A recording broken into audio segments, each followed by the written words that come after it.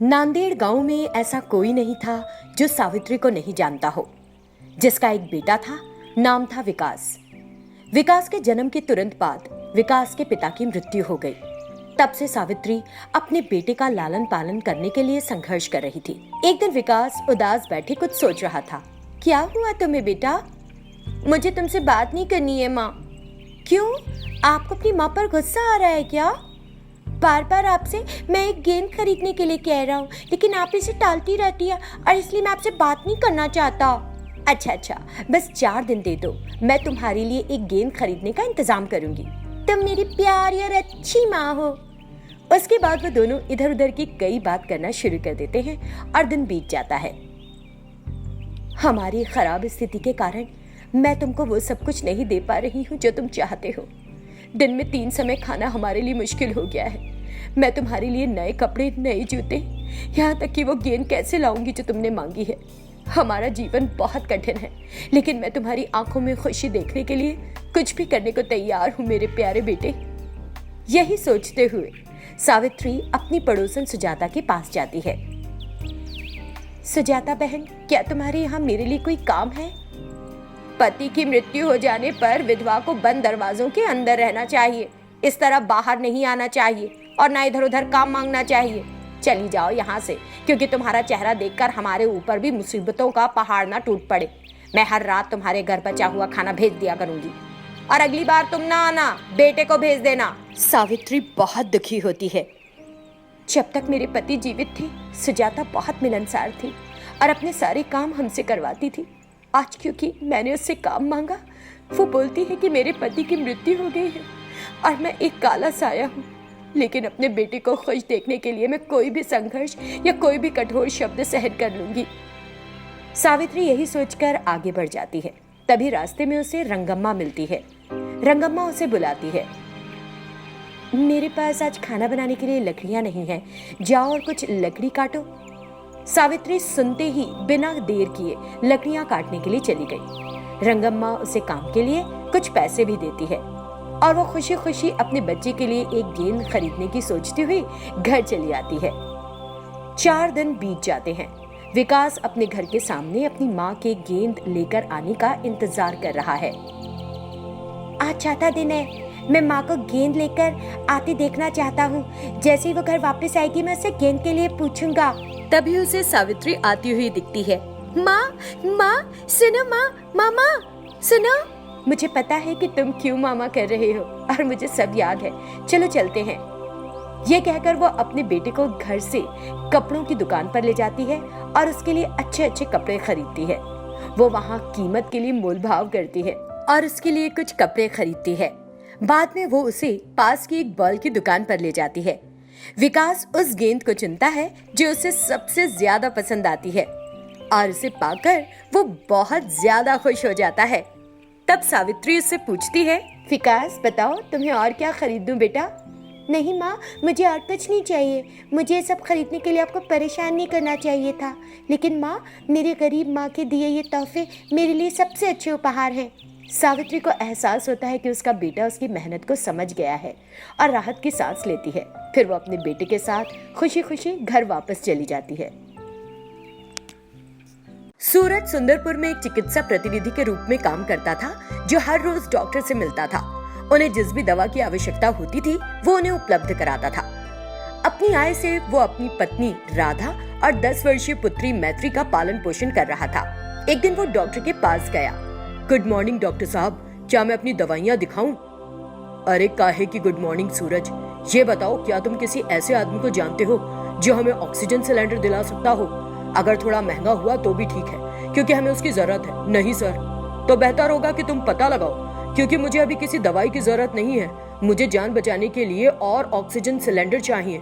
मेरे पास ज्यादा समय नहीं है। अगर कोई ऐसा मिले जो सिलेंडर दे सकता हो तो कॉल करना, मैं तुम्हें इसके लिए कमीशन भी दूंगा। सूरज ऑक्सीजन सिलेंडर खोजने के लिए तुरंत निकल गया। जब वो इसके बारे में सोच रहा था तो रास्ते में उसकी मुलाकात उसके दोस्त शंकर से हुई। अरे, मैं तो तुम्हारे घर आ रहा था सूरज। क्या हुआ शंकर, कोई खास बात?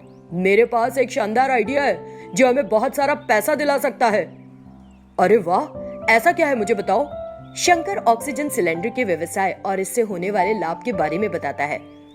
सूरज को ये बहुत बढ़िया लगता है और वे दोनों सूरज के खेत में शेड बनाते हैं। वे कम दाम में ऑक्सीजन सिलेंडर खरीदकर शेड में छिपा देते हैं। अब अगर कोई मुझसे ऑक्सीजन सिलेंडर मांगेगा तो मैं कहूंगा कि मेरे दोस्त के पास है, मैं उसी से ले आता हूँ, उनसे ज्यादा पैसे ले लूंगा। तुम भी ऐसा ही करो, जिसको जरूरत है उसके पास जाकर ज्यादा पैसों में सौदा कर लो। जैसे ही उन दोनों ने ये फैसला किया कि क्या करना है, उन्होंने काम शुरू कर दिया। सर, मुझे याद है कि आपने मुझसे ऑक्सीजन सिलेंडर मांगे थे। हाँ, मुझे भी याद है। क्या तुम्हारे पास हैं ऑक्सीजन सिलेंडर्स? अगर हैं तो वे सब मुझे ही दे दो और मुझे बताओ कि इसके लिए कितने पैसे ले रहे हो। सूरज ऑक्सीजन सिलेंडर के बारे में डॉक्टर के साथ कीमत के बारे में बात करता है। डॉक्टर मान गया और तब से सूरज डॉक्टर को सिलेंडर सप्लाई करने लगा। एक दिन शंकर ने एक और विचार किया और तुरंत सूरज के साथ इसे बांटने के लिए दौड़ पड़ा। सूरज, जैसा कि मैं देख रहा हूं कि हम ऑक्सीजन सिलेंडर बेचकर बहुत कम मुनाफा कमा रहे हैं, चल एक काम करते हैं, क्यों ना हम हर सिलेंडर से कुछ ऑक्सीजन निकालकर एक आम खाली सिलेंडर में भर दें। वाह, यानी एक सिलेंडर की कीमत पर हम 2 सिलेंडर बेचकर मुनाफा कमा सकते हैं। तब से वे दोनों नकली सिलेंडर बेचना शुरू कर देते हैं और ढेर सारा मुनाफा कमाते हैं। एक खास दिन पर एक पेशेंट के परिचित की डॉक्टर से बहस हो जाती है। डॉक्टर, आपने कहा था कि आप मेरी बच्ची को बचाएंगे। हमने 6 लाख का बिल भी दिया, फिर आप हमें बता रहे हैं कि ऑक्सीजन की कमी से उसकी मौत हो गई। आपने हमें अपनी हर दवा के लिए दौड़ाया और हमें भारी बिल बना कर दिया। बेहतर होगा मेरी बेटी मुझे वापस करो, नहीं तो मैं तुम्हें मार डालूंगा। जैसे जैसे बात बिगड़ती जाती है, पुलिस को सूचित किया जाता है और जैसे ही वे आते हैं, वे उस आदमी से पूछताछ शुरू कर देते हैं। आदमी से पूछताछ के बाद वे डॉक्टर से पूछताछ करने लगे। यहाँ के अस्पतालों में हर जगह सिलेंडरों की कमी हो रही है, तो यहाँ सिलेंडर कैसे मिल रहा है? डॉक्टर फिर पुलिस को सूरज का पता बताता है। पुलिस तुरंत जाकर सूरज और शंकर को गिरफ्तार करके जेल में डाल देती है। Lockdown friends. जानकीपुर नामक गांव में दिनेश और रमेश नाम के 2 दोस्त रहा करते थे। वे कॉलेज के करीबी साथी थे। अचानक हुए लॉकडाउन के कारण सरकार द्वारा सभी को घर पर रहने की घोषणा की गई, तो दिनेश अपने फोन पर कई वीडियो गेम्स खेलने लगा। रमेश दिनेश से मिलने आता है और कहता है, हाय दिनेश, क्या कर रहा है? डोनट्स बनाने की कोशिश कर रहा हूं, खाएगा? अरे, फोन पर डोनट्स कैसे बना सकता है? तुम्हें इतनी बात समझ नहीं आ रही? मैं इस पर गेम खेल रहा हूं। अगर तुम घंटों फोन पर खेलते रहोगे तो पक्का है कि तुम्हारी आंखें खराब हो जाएंगी। कल मैंने बगल वाली रहने वाली बूढ़ी मौसी से बात करने की कोशिश की, लेकिन उन्होंने मुझे अपने घर में एंटर ही नहीं करने दिया और मुझे बाहर चले जाने के लिए कहा। और दूसरी बात, अगर मैं पुलिस की चेतावनी के बावजूद घर से बाहर निकलने की कोशिश करूंगा तो मुझे पकड़कर पीट देंगे। इसीलिए घर पर रहकर अपने फोन पर गेम खेलने का फैसला किया है। हाँ यार, मैं भी इस लॉकडाउन से घर पर बैठे रहने से बुरी तरह परेशान हूँ, लेकिन क्या कर सकते हैं। किसी से जाकर बात करने की कोशिश करता हूं तो कोई जवाब ही नहीं देना चाहता। ये बताने पर भी कि मैंने सैनिटाइजर इस्तेमाल किया है, वे सुनते ही नहीं और मुझसे बचकर निकल जाते हैं। मैंने अपनी बाइक में पूरा पेट्रोल भराया है, चल घूम कर आते हैं, चल चले। ऐसा सोचकर वे दोनों बाइक पर सवार होकर घूमने लगते हैं और कुछ दूर जाने के बाद पुलिस की गिरफ्त में आ जाते हैं। क्या हमने माइक पर यह घोषणा नहीं की थी कि कोरोना के दौरान लोगों को बाहर नहीं आना चाहिए? तुम बिना मास्क के कैसे बाहर आ गए? सर, मास्क मेरी जेब में है। जेब में क्या कर रहा है? क्या एक और छोटे मास्क को पैदा कर रहा है? ये तुम्हारे चेहरे पर होना चाहिए ना। बेवजह बाहर क्यों घूम रहे हो तुम लोग? मना किया है ना हम लोगों ने। बाहर आने में क्या मजा आता है? खाना हजम नहीं होता है क्या? हम घर पर नहीं रह पा रहे हैं सर। तुम्हारा मास्क कहाँ है? दिनेश से पूछने पर उसने कहा,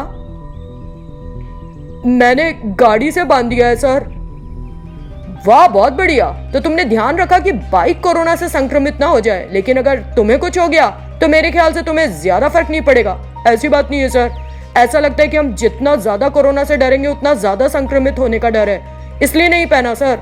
तो तुम्हारा मतलब है कि मास्क पहनने से लोग कोरोना से संक्रमित हो रहे हैं? जब हम कहते हैं कि खुशी खुशी खाना खाओ और घर पर रहो, तो तुम लोग हाजमा ठीक करने के लिए बाहर घूमने लगते हो।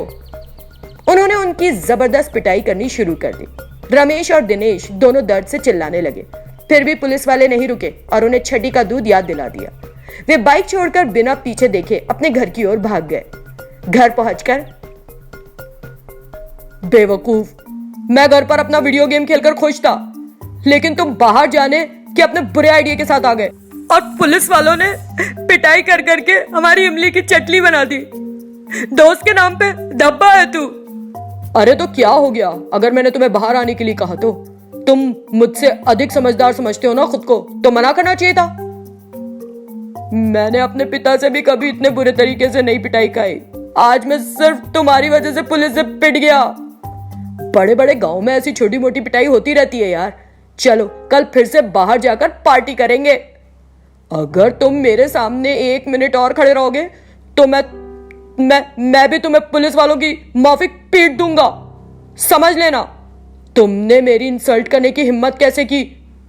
हाँ क्या? मैं बहुत थक गया हूं यार, सही से इंसल्ट भी नहीं कर पाऊंगा आज तो। पहले अपनी बाइक पुलिस से वापस लेने के बारे में सोचो। पापा को पता चल गया तुम्हारे तो पिटाई लगेगी। मेरी किस्मत ही इतनी खराब है तो मैं क्या कर सकता हूँ। रमेश उस दिन के वाकये के बारे में सोचते सोचते मुस्कुराता हुआ बेशर्मों की तरह वहां से चला गया।